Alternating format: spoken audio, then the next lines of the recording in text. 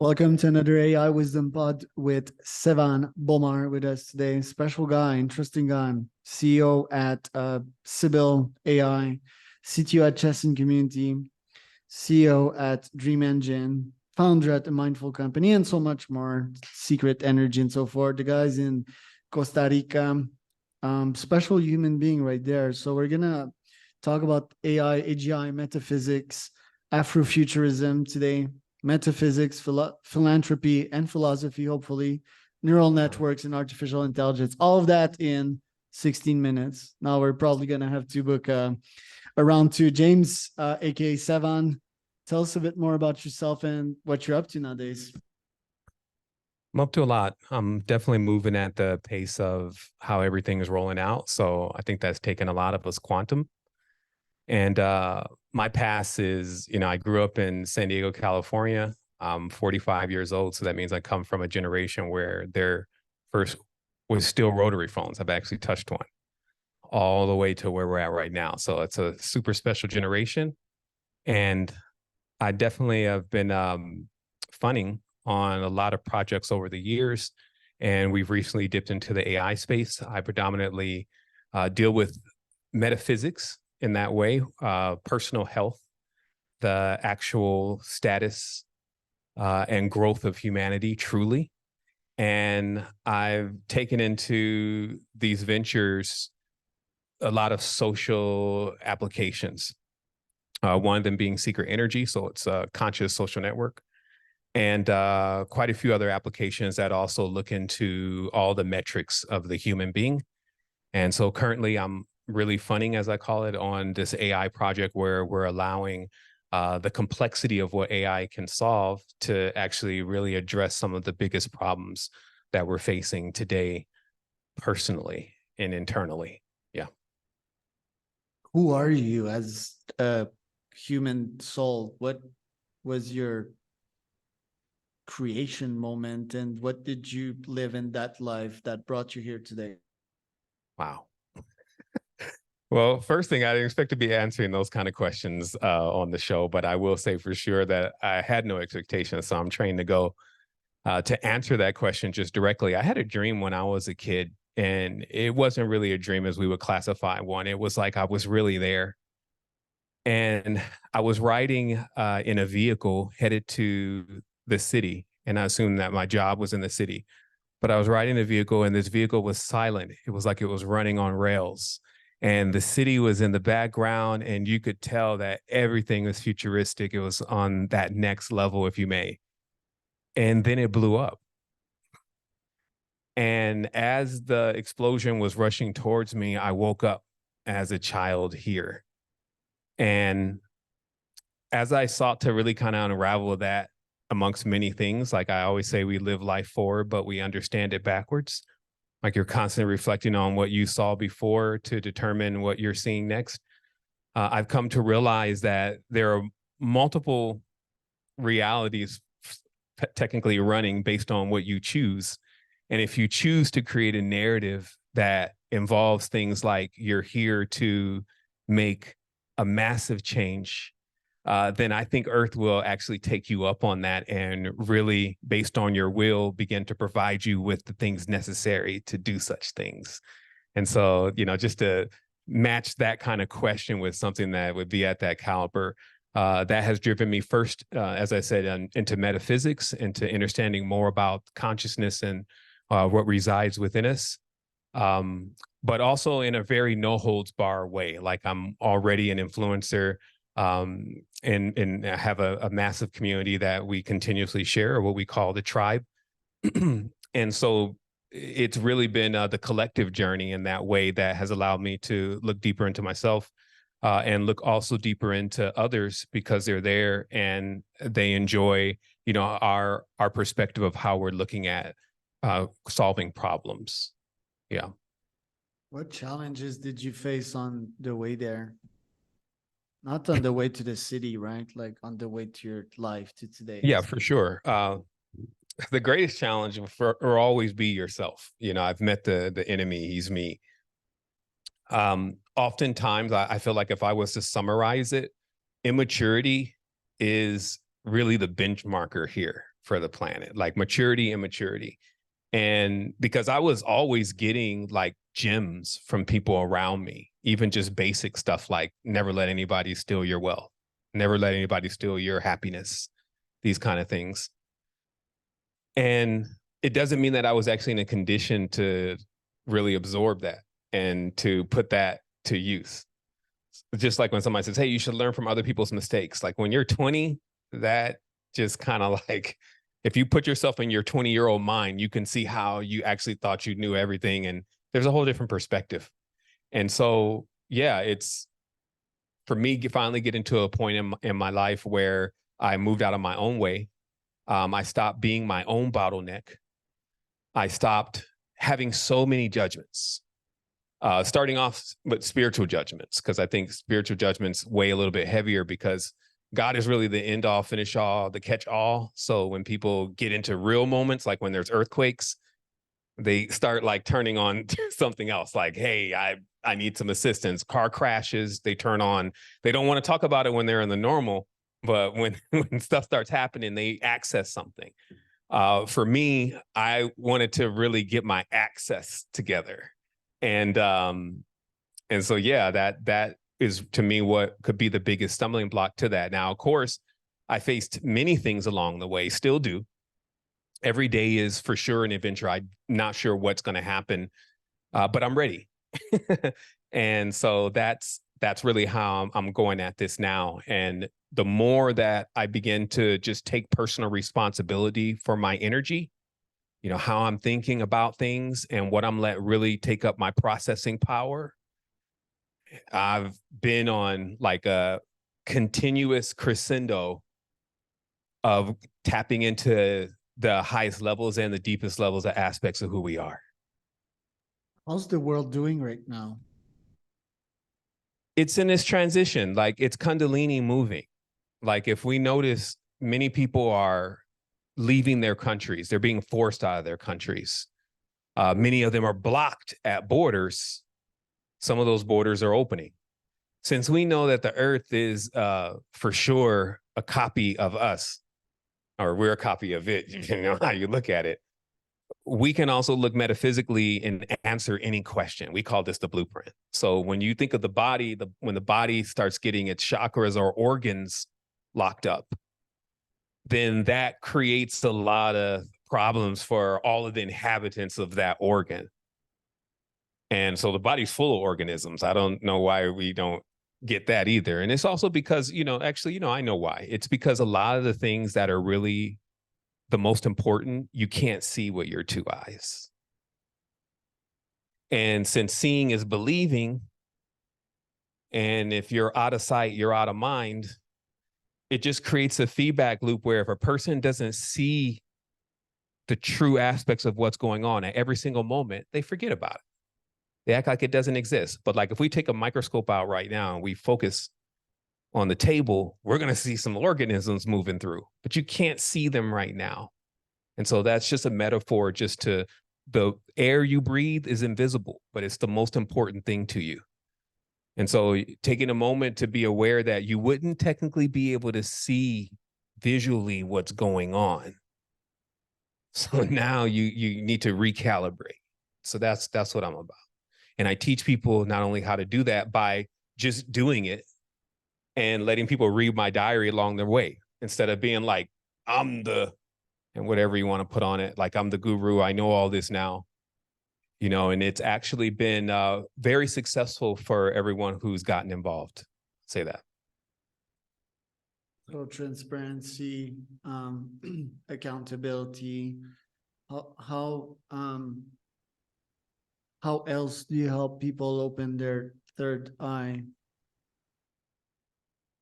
In that respect, all I do is I tell them everything or the truth about what that entails, because it's not something that you want to encourage a person to do unless they're really prepared for what they're about to see. Some people have seen it already just through happenstance, like taking certain substances do it. Sometimes a person can get into an accident. Sometimes people can do it through breathing. Sometimes people can do it through trauma. And it is simply moving into the next vehicle adjacent to us, another vehicle that we use, some call it the astral body, and then using the faculties there to then perceive the reality. And because you're now using another HUD, another GUI, you're able to now see deeper into the reality. So you could still recognize the things that you were around when you were seeing in 2D or whatever. You can still, you see, hey, that's my computer, that's my desk, but you see deeper into it. And that gives you the awareness that, hey, this is made of something. And as a coder, for me, I'm a linguist. So as a linguist, I witnessed a code, and I sought to understand that code. So it's a visual thing. It's not a like, oh, I fancifully, no, I visually saw, as clear as me and you, a code running through things like a language. And I just wanted to know what that was. What percentage of your reality do you live in this third eye world via this reality standing in front of you? A very small sliver. You can't handle that much of that world. You're kind of initiated into it in a certain way, like in degrees.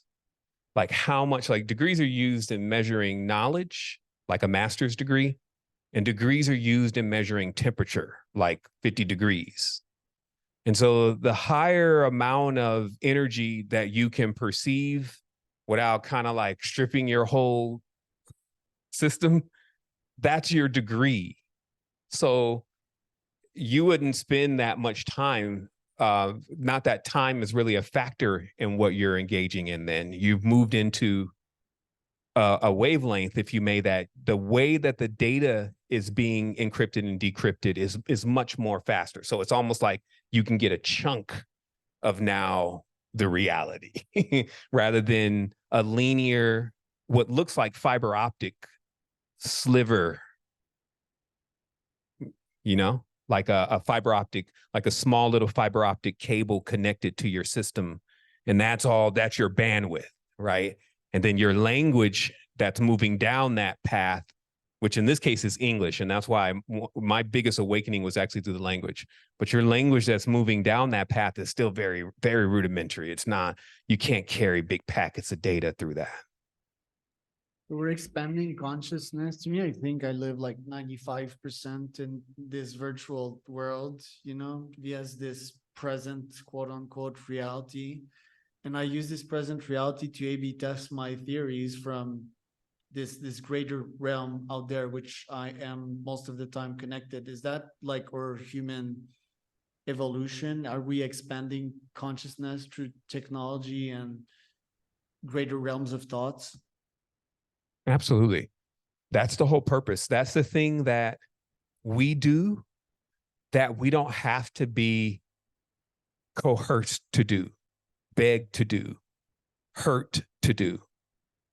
And that's how real creators, they build worlds like that. It's like you don't get the choice of if you want to participate in what the big plan is. And so us living and going through these experiences and also mixing, we're coming across each other's paths. We share a lot. We share a lot vocally. We share a lot through body language. We share many things. And so that impresses, we impress on each other in that way, our uniqueness, our fingerprint. And that makes the person different when they move on. And so that ability creates an endless stream of thoughts that can easily become congealed when a lot of people are having that same thought. It can easily become reality, basically. It can become, now this is the next day. And so this construct is interested in projecting out as far as it can its continuous, what we're calling existence, or ability to be able to host a reality like this. Because technically, if we can't even figure out how nothing or how something comes from nothing, we're really out of our league already with trying to play like we can figure out what we're exactly in. And I'll say that again. We are confirmation here that somehow something comes from nothing. But the sheer conundrum of how something like that can be possible, it already exceeds all of the knowledge that we've been able to amass here on the planet. Nobody can say, oh yeah, I'll tell you where nothing comes from. Man, come on. I'm done talking to you. That's that aliens point don't right there. exist, What you I'm know? talking about, that's perpetual energy. That's what we are anchored to. If you reach a higher state of consciousness, you're anchored to this actual thing that you can't figure it out. This creates a relationship like, you know how when you meet a girl for the first time or whatever your persuasion is, there's this, I mean, man, you start working out, you start eating better, but this wears off after a while. So imagine though that if you were just in that all the time. And so that's what we're talking about. We're talking about like anchoring to something that is truly stable, truly dependable.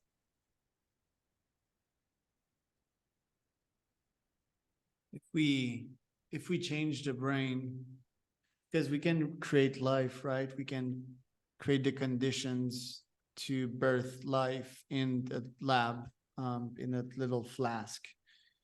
If we decide to recreate the brain, would we think differently? Would the reality change as a consequence?